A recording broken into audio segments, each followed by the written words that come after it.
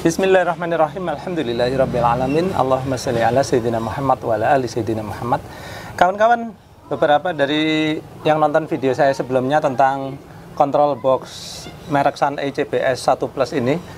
Nah, kemarin kan saya pernah menunjukkan bagaimana menggunakan control box ini untuk mengontrol pompa submersible ya.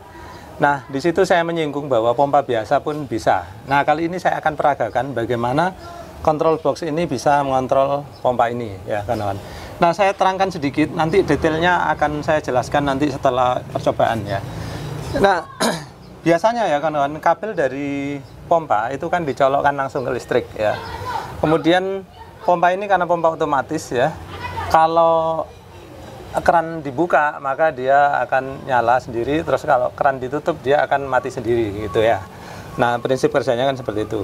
Nah, kelemahan dari pompa ini adalah kalau keran kita buka ya, terus airnya kan keluar tuh. Nah, misalkan sumber air kekeringan ya, misalkan ini sumur atau tandon ya, kalau dia sampai kekeringan, maka pompa ini akan jalan terus-menerus ya. Karena apa? Pompa ini kan nggak tahu airnya ada atau enggak, yang penting di sini ada yang buka keran, maka dia akan pompa terus. Nah, apa akibatnya kalau pompa berjalan terus-menerus dalam kondisi kering? Ya, tentu saja pompa ini mengalami panas ya, kawan-kawan. Karena yang pertama dia jalan terus-terusan, nggak berhenti, karena dia nggak punya sensor air.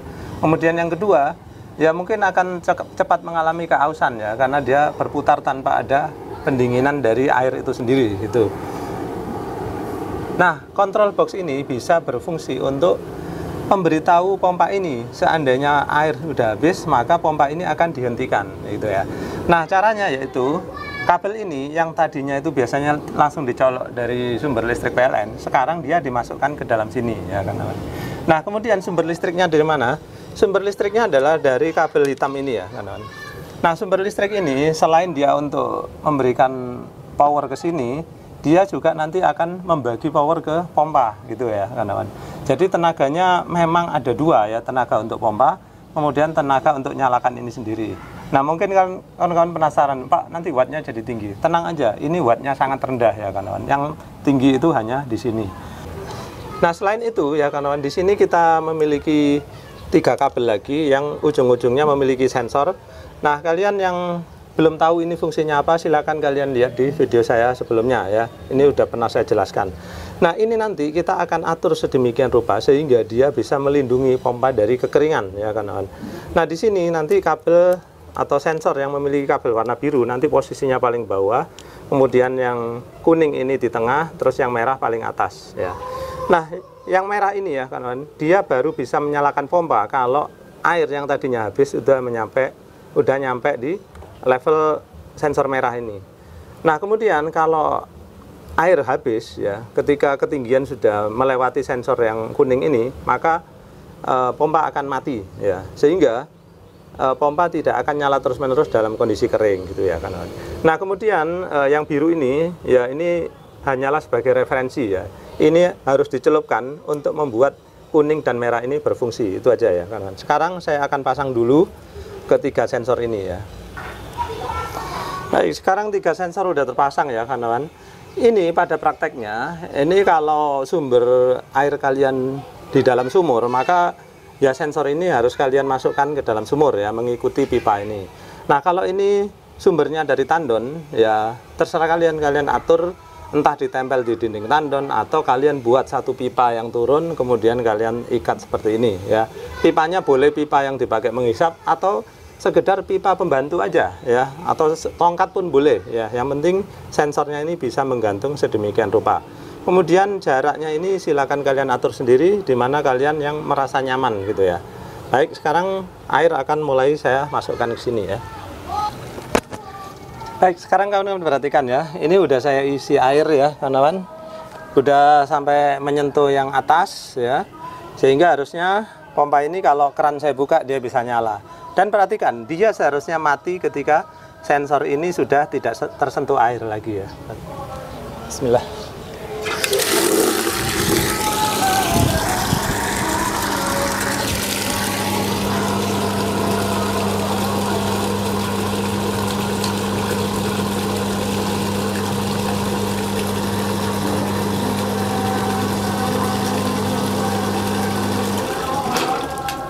Nah, seperti itu kawan-kawan.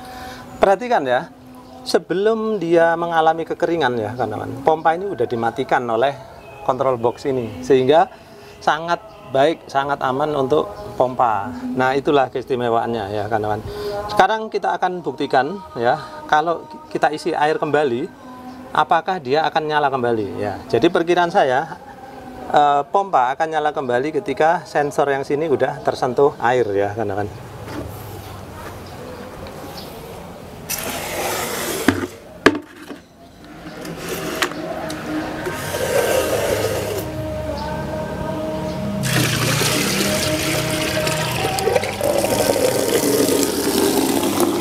Nah, seperti itu ya.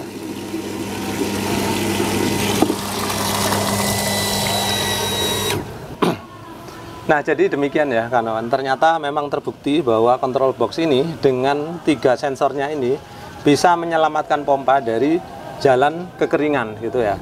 Nah, kemudian sekarang saya akan tunjukkan ke kawan-kawan bagaimana sih rangkaian di dalam sini ya. Baik, sebelum membuka ini pastikan listrik udah dalam kondisi mati ya kawan-kawan, agar tidak tersetrum. Oke, kita buka seperti ini. Nah, perhatikan ya bahwa di sini karena pompa kita adalah pompa sumur dangkal yang mana kapasitornya sudah terpasang di pompa, maka kabel kapasitor ini enggak kita pakai lagi ya. Kemudian kawan-kawan perhatikan ya, ada 2 switch di sini ini posisikan seperti ini ya, satunya ke bawah, yang 2 ke atas gitu ya. Nah, ini adalah kita udah bahas ya di video sebelumnya, silakan kalian lihat di sana biar saya nggak panjang-panjang menjelaskan. Oke, ke arah sini ya kawan-kawan. Di sini seperti biasa, seperti yang saya jelaskan di video sebelumnya, ini adalah kabel sensor ya, biru, kuning, dan merah. Kemudian bergeser lagi ke sini. Nah, di sini coklat dan biru ini adalah kabel power dari PLN ya, kabel listrik ya kawan-kawan. Yang coklat ini menandakan fasa ya, yang mana kalau disentuh pakai test pen dia akan menyala. Sedangkan yang biru ini netralnya, dia nggak akan menyala. Kemudian kabel grounding kalau dari PLN ada, silakan dipasangkan ke paling kanan di sini. Kemudian kabel ke arah pompa ya kawan-kawan. Perhatikan nih, ini agak terbalik dari PLN-nya. Yang merah ini adalah yang fasenya ya, arahkan atau pasangkan di sini. Kemudian yang putih ini yang bagian netral dari pompa ya. Nah, kalau pompanya ada 3 kabel, yang mana satunya adalah grounding, maka jadikan 1 di sini ya. Jadi 2 kabel ground masuk ke sini. Tapi kalau hanya ada 2 kabel fasa dan netral, maka ya sudah cukup 2 ini aja. Kemudian yang sini ini nggak kita pakai ya, karena ini adalah tempat untuk kapasitor tadi. Karena nggak ada kapasitor tambahan, maka ya udah nggak usah dipakai sini. Gitu aja ya kawan-kawan. Ya, jadi demikian tadi ya kawan-kawan, cara penggunaan ya, bagaimana control box ini bisa dipakai untuk mengamankan atau mengendalikan juga pompa ini ya. Nah, sebetulnya nggak terbatas hanya pompa ini ya kawan-kawan, pompa semi jet pun bisa, pompa jet juga bisa ya, termasuk yang kemarin saya praktekkan pakai pompa submersible. Yang penting wattnya cocok ya kawan-kawan. Di sini dirancang untuk berapa ini? 0,37 kW sampai 2,2 kW, yaitu 370 watt sampai 2200 watt ya. Nah, setelah ini saya akan menjawab pertanyaan kawan-kawan yang lain, yaitu bagaimana kalau mengimplementasikan ya kabel sensor ini, bagaimana kalau dipasang ke kabel pressure switch gitu ya. Nah, nanti saya akan bahasnya di video saya yang lain, karena kalau semua dibahas ini akan terlalu panjang. Kawan-kawan tenang aja, satu persatu apa yang bisa dilakukan oleh control box ini saya akan membahasnya, insya Allah sampai tuntas ya. Oh ya, beberapa kawan udah ada yang tertarik ya untuk membeli ini. Ya mohon maaf ya kawan-kawan, ternyata memang kemarin itu belum tersedia di pasaran ya. Mudah-mudahan ketika saya menerbitkan video ini sudah mulai tersedia di pasaran ya. Kalau nggak salah sih rencananya memang ini akan diedarkan sekitar bulan Mei tahun 2023. Dan perkiraan harganya itu sekitar kalau nggak salah 500 ribuan ya. Baik, jadi segitu dulu ya kawan-kawan. Mudah-mudahan video kali ini bermanfaat. Terima kasih sudah menyaksikan.